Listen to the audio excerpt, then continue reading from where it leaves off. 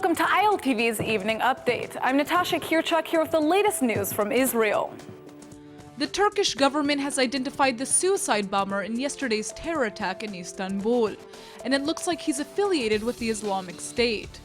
The Turkish-born attacker Mehmet Öztürk was raised on the border of Syria and is a militant with ties to ISIS. His identification comes just as an Air Force jet carrying the victims of yesterday's suicide bombing in Istanbul landed in Israel. Israeli medical personnel have taken the wounded to hospitals in Tel HaShomer and Beersheba. 60-year-old victim Simcha Damari will be laid to rest tomorrow in Dimona, but it's unclear when the other two Israeli victims will be buried. A spokesman from the Jordanian government says Jordan is set to install cameras on the Temple Mount within days. The surveillance was supposed to have been set up months ago to help lower friction contributing to the ongoing wave of violence in Israel. Yet disagreements between Jordan and Israel have delayed the process.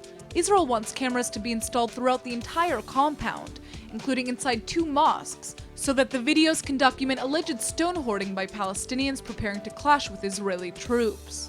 Jordan isn't agreeing to the move, and its custodian of the shrine has elected to only put cameras in open areas of the Temple Mount.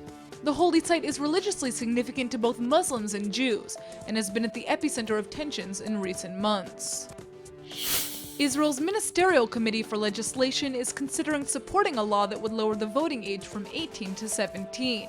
The move aims to boost the voter turnout rate in Israel, which was only at 72% in last year's election for the Knesset.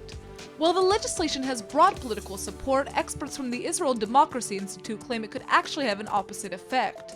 Data shows that lowering the voting age in Britain, Canada, and Austria actually led to lower voting rates, largely due to apathy among younger Western voters in recent decades. Yet Israel's education ministry intends to combat that issue by providing lessons to encourage voting during the election year.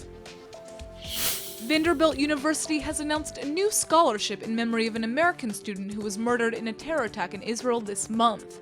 Taylor Force was an American Army veteran, and he was on an educational trip to Israel for Vanderbilt when he was stabbed to death by a terrorist in Tel Aviv. The Taylor Force Memorial Scholarship is intended to support military academy graduates attending the school's MBA program. First preference will be given to applicants who studied at the United States Military Academy at West Point, just like Force. That's all for now. Stay tuned on ILTV.tv for our main daily broadcast playing after this. I'm Natasha Kirchuk, and see you tomorrow with our morning briefing from Israel at 8 a.m. Eastern Time.